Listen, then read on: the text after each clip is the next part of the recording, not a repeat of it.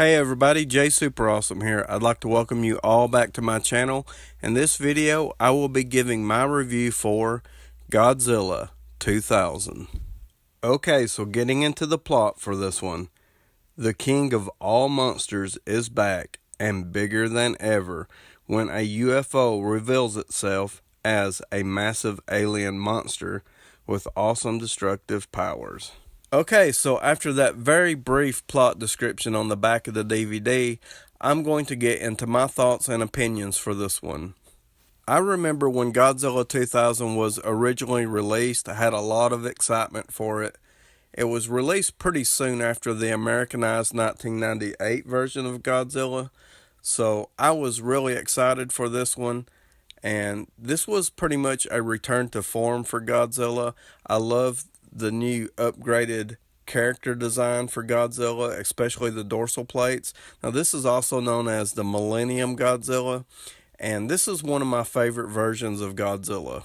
As far as the plot of the movie goes, it's pretty simple this time. We have a Godzilla prediction network that chases Godzilla when he appears.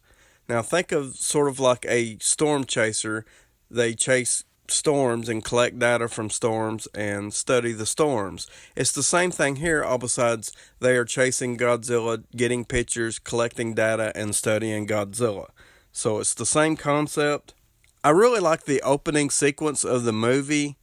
This Godzilla prediction network, they just so happen to be in the right place at the right time. And it's a father and a daughter and a reporter. They are trying to get some photos for the reporter. I really love the opening sequence to the movie. This movie starts off really cool. The government is also involved once again. They are known as the CCI in this movie. They have a military branch and they also have a science department.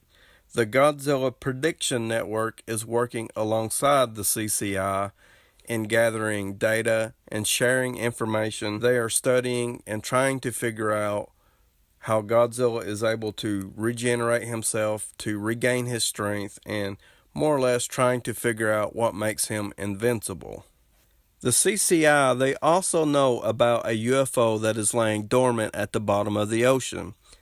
They attempt to bring it to the surface, and with doing this, they more or less disturb it and wake it up. So we have a UFO flying around the city and causing panic and ultimately ending up in a fight with Godzilla. So it's causing a lot of destruction. Then we end up in a final fight scene between Godzilla and the UFO that Godzilla is winning.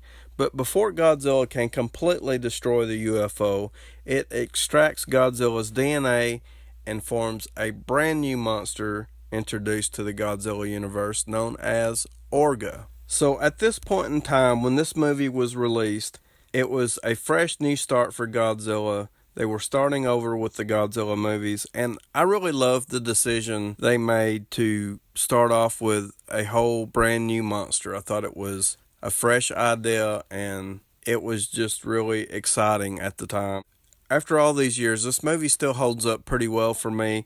I do think that the plot is a little bit more simplistic than some of the other ones, and that probably explains the very thin and weak plot description on the back of the DVD. The storyline is very simplistic. We do have a military leader who is dead set on destroying Godzilla. That sounds very familiar to past movies. And we also have a science group that is trying to study and understand Godzilla. So all of this is pretty familiar stuff. Some of the weaker elements of the movie is they use some CGI sprinkled throughout. Sometimes that works and sometimes it doesn't, and I thought it looked okay in this movie. It didn't really bother me a whole lot.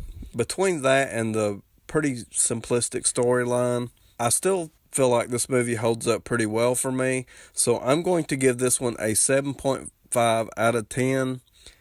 Please comment below and let me know if you have seen Godzilla 2000, or comment below and let me know what you think of my video, and I would like to thank you all for watching.